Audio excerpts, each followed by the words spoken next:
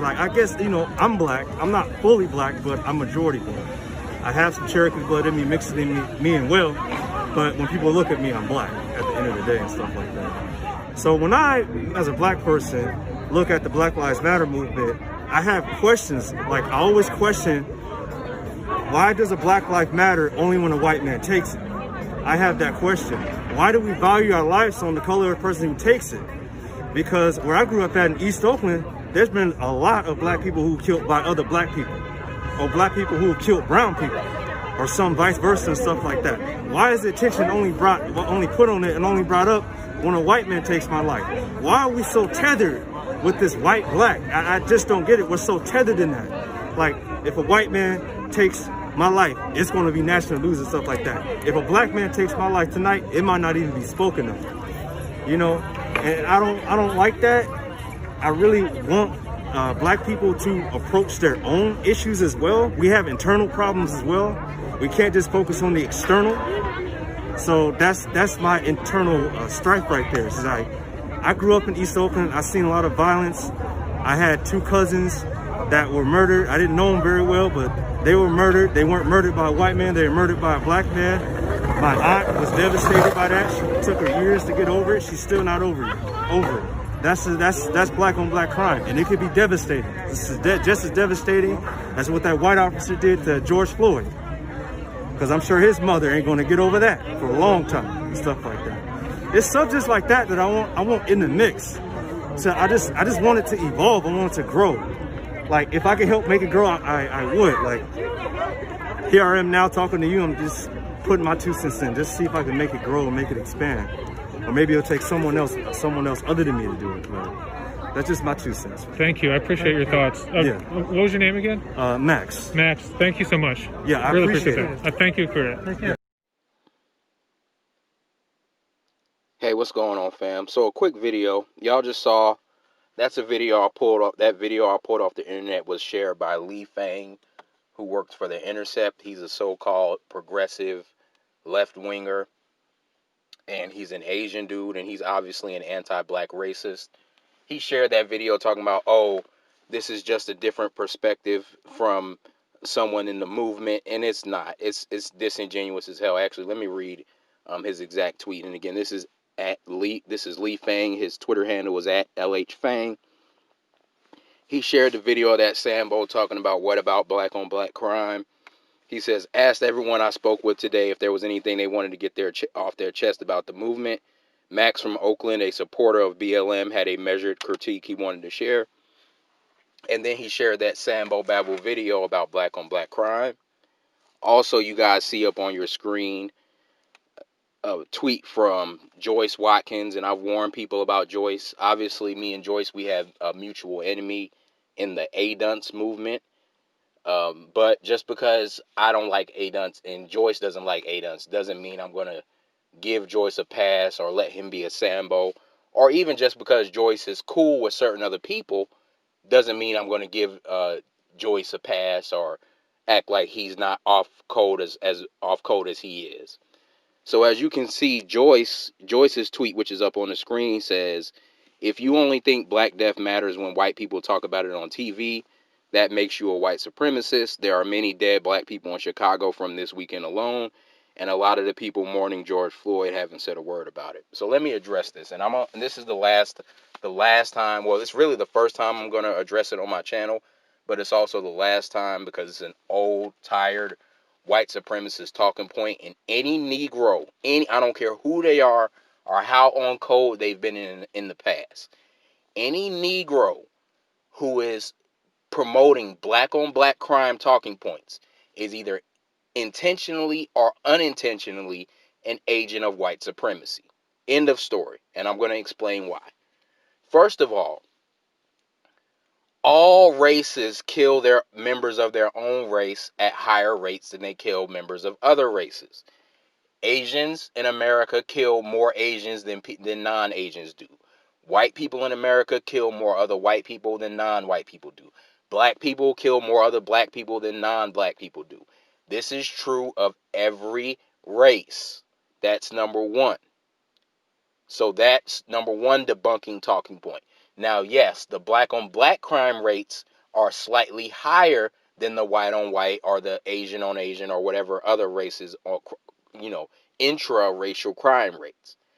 But this reason has been proven by socio-economic study and sociological study after sociological study, that when a community or a group of people is deprived economically, the crime rates, especially the violent crime rates, rise. This is true of any race. When Irish people first came to this country and they were, not considered fully white, the crime rates among Irish people were higher than non-Irish white people. This is true of any race, of any group. When you economically deprive them, their crime stats are going to be higher. So black on black crime is a result, or the so-called higher rates of black on black crime are a result of white supremacy. Number two, why are you bringing this up now? Because you're trying to deflect from these police brutality killings, as if the fact that black on black crime exists justifies a white person killing a black person. If that's the case, then because white people kill more white people than any other race, black people should be justified in killing a white person, because what about white on white crime? You see, nobody else does that, or no other race has to argue against that talking point except black people, because it's a white supremacist talking point meant to justify police brutality and white racist killings. That you want to change the subject and therefore justify by changing the subject and making us stop talking about it. Therefore it can continue, because you cannot fix any problem on this earth if you will not even acknowledge it's a problem. That's why the white supremacists are so determined to, whenever we're talking about white supremacy, to change the subject. That's why they talk about all lives matter, black on black crime, etc., etc., etc. So any Negro pushing what about black on black crime talking points is an agent of white supremacy. End of story. And I'm going to say this. Now, I'm not encouraging anyone that's listening to me to do anything that's illegal or to do anything that's violent or to harm anyone. But what I am saying is, in general, and I want to repeat that, I am not telling anyone that's listening to my video that they should go out and harm anyone or commit a crime. But what I will say is that any Negro that goes around talking about what about black on black crime, because you are putting other black people in danger by promoting white supremacist talking points, I hope that Negro is the next victim of black on black crime. In general, I'm not saying that I want anyone who listens to me to go out and act on that, but in general, I would not be bothered at all if Joyce Watkins, or that Negro in that video that I just shared, were the victim of black on black crime. Why? Let's look at Haiti. Haiti was the most successful African slave revolt in the history of the world. And you want to know why? Or the one thing that distinguished it from every other slave revolt, especially the ones in America that failed? Every American slave revolt, from Nat Turner to Denmark Vesey, and there were many others that weren't as well documented in history, they were always thwarted by the Sambos and the race traders. They were always defeated and taken down by the race traders, warning the white supremacists and giving the white supremacists a heads up, or 90% of them, not all of them, but 90% of the slave revolts were thwarted by a Negro Sambo giving the white supremacists a head up on what was coming, and therefore allowing the white supremacists to crush the rebellion or the revolt before it was able to take place. What separated Haiti? Haiti murdered the Sambos. They murdered the Shines and got them out the mix. And that is what enabled them to stay on code, because they got the Sambos out the mix. They eliminated them, and that's what enabled them to have a successful revolt. And the Haitians were the only group of African descended people who were slaves that were willing to get rid of the Sambos. So I say that to say, when we correlate that to now, even though I'm not saying that anyone who listens to me should do anything violent or anything that's against the law, I am saying that I would not mind if those Negroes were the next victims of black on black crime. because you need to get out the paint, because you are putting non-Sambo black people's lives in danger and your own life in danger. Because if Joyce Watkins or that Negro on video gets killed by a police officer, you know how it can be justified? What about black on black crime? You know why they'll probably be able and have a green light to harm a Joyce Watkins or that Negro in that video? Because they know that there will be a bunch of Sambos covering for them and deflecting and changing the subject and going along with the white supremacists talking about what about black on black crime. What about black on black crime is a non-issue. Every race does that. And if you want to address the fact that black people's black on black crime rates are slightly higher than other races, then fix the economic conditions of black people. Give us reparations.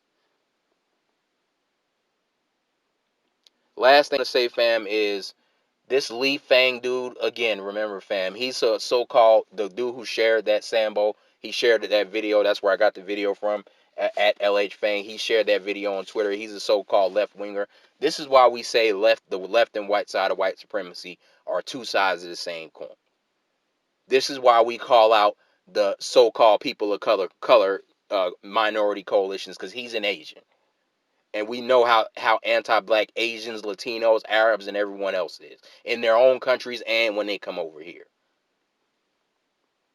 That Lee Fang dude is just another example of A, why we can't trust the so-called left, and number two, no more than we can trust the right, and number two, why we don't need to be having these minority and people of color coalitions.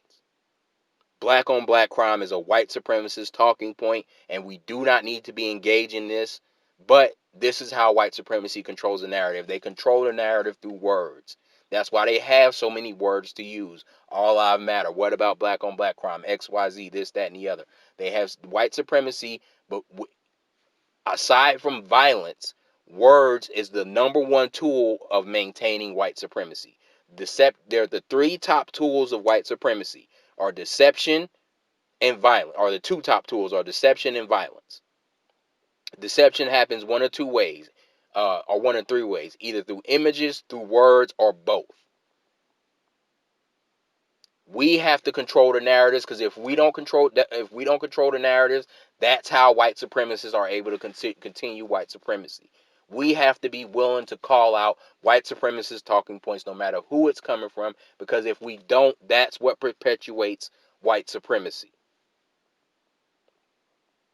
And last thing, fam, I want to say is don't believe some of these fake stats that white supremacists post, because these white supremacists will put together memes that say, "Oh, whites kill black people only 1% of the murders, and black people killing white people is 58% of the murders, and black people killing black people is 35%."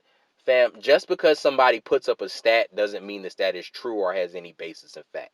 I can sit up here right now and make a fake meme that says black people own 99% of the wealth in America. That doesn't mean it's true.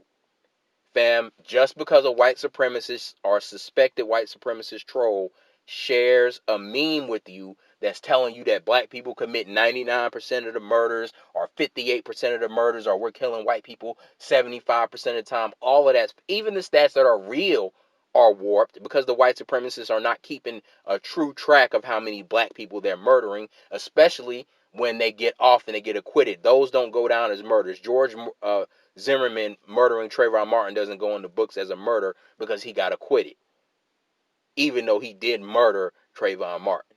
So that's the last thing I want to say, fam, is do not fall for these fake memes that these white supremacists share, these fake stats. Verify the stats. And even if you can verify the stats, those stats aren't always reflecting the truth as well.